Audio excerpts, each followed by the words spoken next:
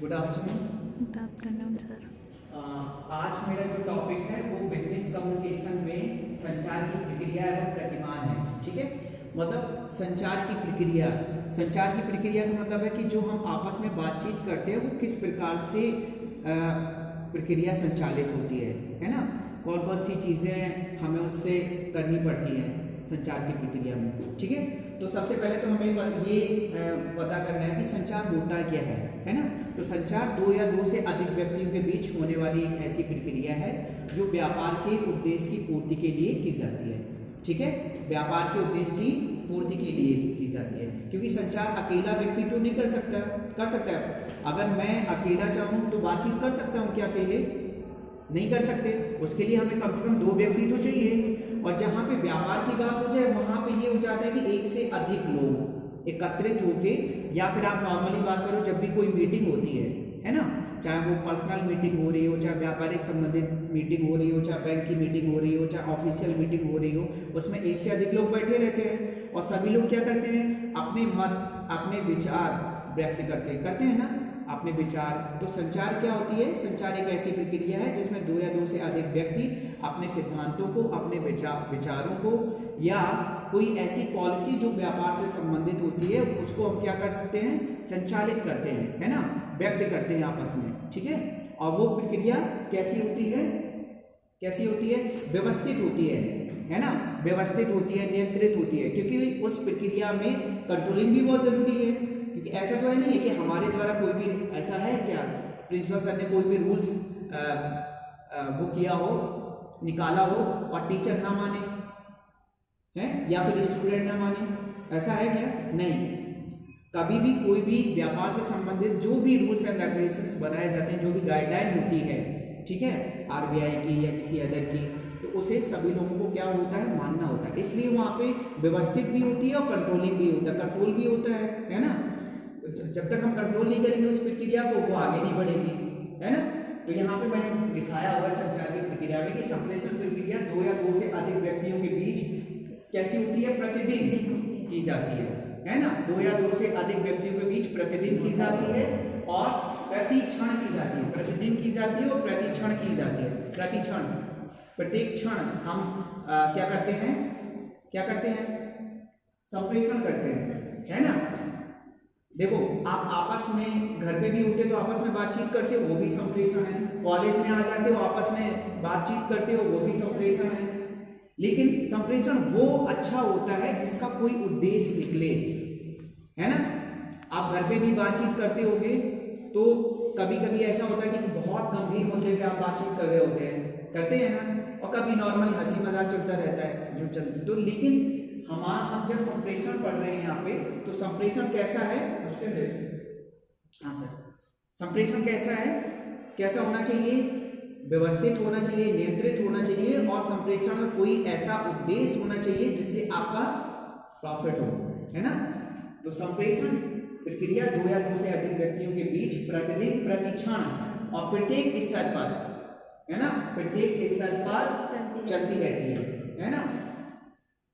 और इन क्रियाओं को व्यवस्थित करना ही क्या कहलाता है, संप्रेषण कहलाता है ना। जब इन क्रियाओं को हम व्यवस्थित करते रहते हैं तो वो क्या कहलाता है, संप्रेषण कहलाता है। जैसे अगर आप एक दिन पढ़ने आ रहे हो, एक दिन टीचर से बातचीत कर रहे हो, ठीक है, तो उसका कुछ अलग रिजल्ट निकलेगा। और अगर आप डेली हमसे बातचीत कर रहे हो, डेली हमसे क्या कर रहे हो, पढ़ रहे हो, तो उसका रिजल्ट कुछ अलग होगा। तो अगर आप कंटिन्यूअस संप्रेषण आपके बीच चल रहा है ना, तो वो अच्छा माना जाता है ना, क्योंकि उससे प्रॉफिट होता है। ठीक है, और संप्रेषण में दो या दो से अधिक, मैंने यहाँ पे दिखाया हुआ, देखो, संप्रेषण में दो या दो से अधिक व्यक्तियों का होना जरूरी है, क्योंकि अगर हम एक को हटा देंगे तो इसके द्वारा जो भी नियम कानून बनाए जा रहे हैं, पहला व्यक्ति, देखो, जो संदेश देने वाला होता है उसे संप्रेषक बोलते हैं।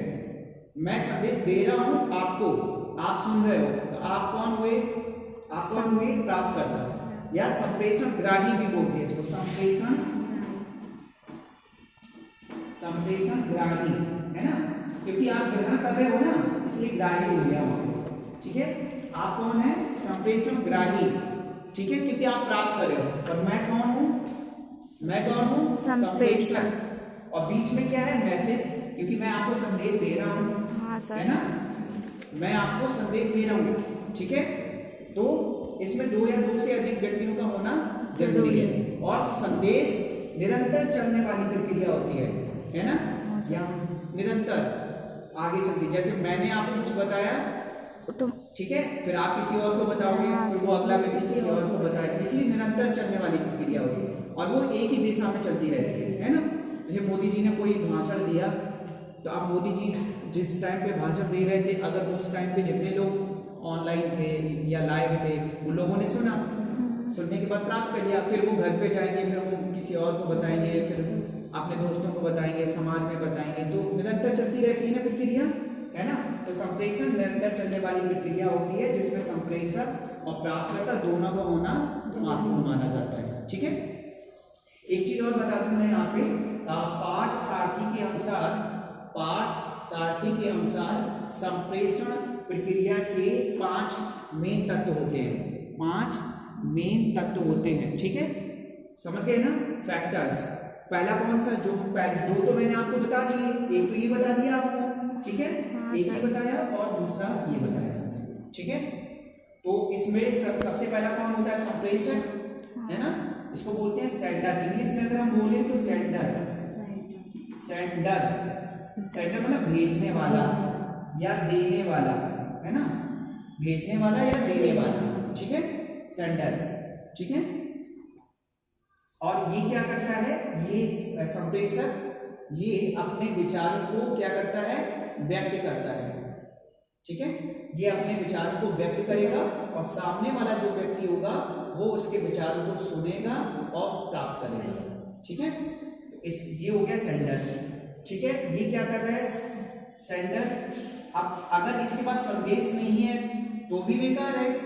आपको टॉपिक पता होना चाहिए ना कि हमें किस पे बातचीत करनी है। जैसे आप यहाँ पे क्लास में आए और मैं आपसे ही पूछूं कि बेटा क्या पढ़ाएं, हम क्या पढ़ाएं, क्या टॉपिक, तो अब यहाँ पे टॉपिक तो निर्धारित है नहीं है, और जब टॉपिक निर्धारित नहीं है तो उस लक्ष्य तक हम पहुंच भी नहीं पाएंगे क्योंकि हमने टॉपिक निर्धारित ही नहीं किया है। तो पहले आपको संदेश निर्धारित करना पड़ेगा।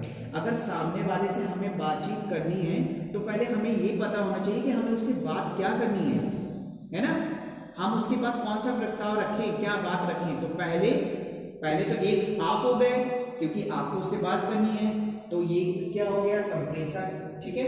दूसरा संदेश भी होना चाहिए जिसपे हमें बातचीत करनी है, ठीक है। और दूसरी चीज भाषा भी पता होनी चाहिए, कौन सी भाषा की आपको किस भाषा में बातचीत करनी है ना, क्योंकि जब भी किसी प्रकार के सम्मेलन होते हैं या कोई मीटिंग होती है तो हमें इस बात का ध्यान रखना होता है कि जो मीटिंग में अवेलेबल है, जो व्यक्ति बैठे हुए हैं या जो विराजमान है, उन्हें किस भाषा का ज्ञान है या कौन सी भाषा वो जानते हैं, ठीक है। तो वो चीज का हम ध्यान रखना पड़ेगा। तो यहाँ पे भाषा का भी ध्यान रखना होता है, ठीक है। जैसे इंटरनेशनल कोई सेमिनार वगैरह हो रहा है, इंटरनेशनल मतलब अंतर्राष्ट्रीय स्तर पर, मतलब इंडिया का और फॉरेन अमेरिका का अगर कोई सम्मेलन हो रहा है और हम हिंदी में बोले जा रहे हैं तो क्या उन लोगों को, जो वहाँ के लोग हैं जो बैठे हैं सुन रहे हैं, क्या उनको समझ में आएगा? नहीं आएगा। तो हमें भाषा का भी ध्यान रखना है कि वो कौन सी भाषा का ज्ञान रखते हैं, है ना। तो वो भाषा में हमें बात करनी है, ठीक है। जैसे मैं यहाँ बैठा हूँ, आपको पढ़ा रहा हूँ और मैं उर्दू भाषा में आपको पढ़ाऊँ तो आपको समझ में आ जाएगा? नहीं आएगा। तो हमें भाषा भी ध्यान रखनी है यहाँ पे। संदेश के साथ में उसकी लैंग्वेज, इसलिए हमेशा कहा जाता है कि हमेशा छात्रों को किस में पढ़ाना चाहिए, मातृभाषा में पढ़ाना चाहिए, है ना, मातृभाषा, ठीक है, मतलब मदर टंग में, जो उनको क्षेत्रीय भाषा होती है उस क्षेत्रीय भाषा में हमें पढ़ाना चाहिए, ठीक है। तो भाषा हो गया, साथ में माध्यम है। नेक्स्ट क्या है, माध्यम, मतलब आप जो संदेश दे रहे हो किस माध्यम से दे रहे हैं, है ना। जैसे कभी देखा जाता है कि अभी मैं यहाँ पे हूँ तो मैं प्रत्यक्ष रूप में आपको क्या कर रहा हूँ, आपको पढ़ा रहा हूँ। आप मेरी भाषा को, मुझे दोनों को ही आप डायरेक्ट रूप में मुझे देख पा रहे हैं और सुन भी पा रहे हैं, ठीक है ना। तो ये प्रत्यक्ष रूप में क्या चल रहा है, प्रेजेंटेशन अभी चल रही है मेरी, ठीक है।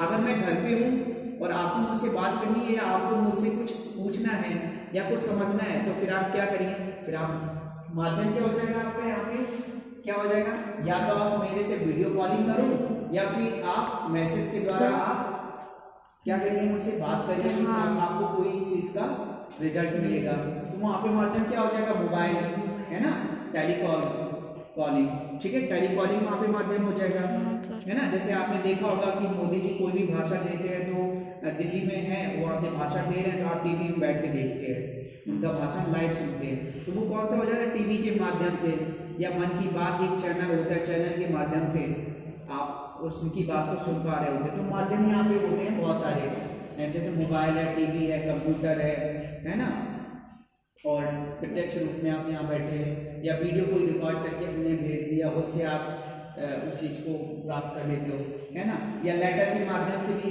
होता था। पहले क्या होता था, आपस में जब हम बातचीत करते थे तो लेटर के माध्यम से बातचीत करते थे, हाँ, है ना, करते थे ना।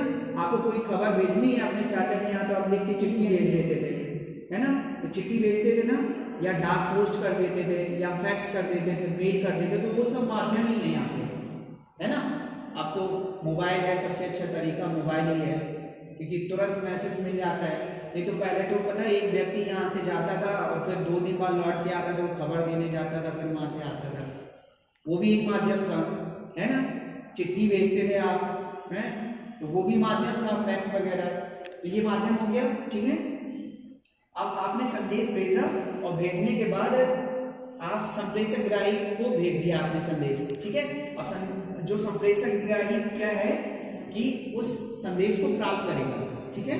और प्राप्त करने के बाद जब आपने कोई भी संदेश दिया और संदेश देने के बाद वो संदेश किसके पास पहुंचा, प्राप्तकर्ता के पास, संप्रेषक ग्राही के पास पहुंचा।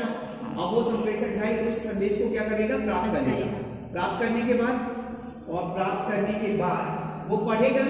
अब चाहे आप मैसेज भेजो, चाहे चिट्ठी भेजो, चाहे फैक्स भेजो, चाहे किसी व्यक्ति को भेजो, तो वो डायरेक्ट सुनेगा उसकी बात, ठीक है। आप संदेश को क्या कर रहे हो, पढ़ रहे हो, ठीक है। यहाँ पे प्रोसेस है क्योंकि मैं प्रक्रिया बढ़ा रहा हूँ, ठीक है। आपने संदेश, ये संप्रेषक था, संप्रेषक ने कोई भी मैसेज भेजा, किसको, प्राप्तकर्ता को। अब प्राप्तकर्ता के पास वो मैसेज पहुंच गया है और वो क्या कर रहा है, रीच कर रहा है, पढ़ रहा है। और पढ़ने के बाद फिर वो क्या करेगा, रिएक्शन करेगा, जिसको बोलते हैं फीडबैक देना, है ना। हाँ सर। फीडबैक देना। अगर मुझे मैसेज अच्छा लगा तो मैं खुशी का अनुभव करूंगा, अगर मैसेज मेरे लिए सही नहीं है तो मैं दुख का अनुभव करूंगा। तो यहाँ पे फीडबैक। वैसे ही आप संदेश रिटर्न कर दोगे उसको।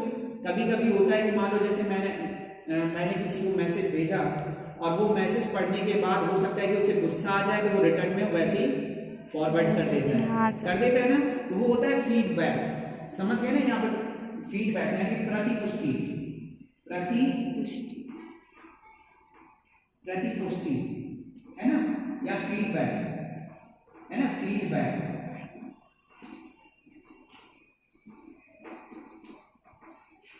है ना, फीडबैक, प्रतिपुष्टि।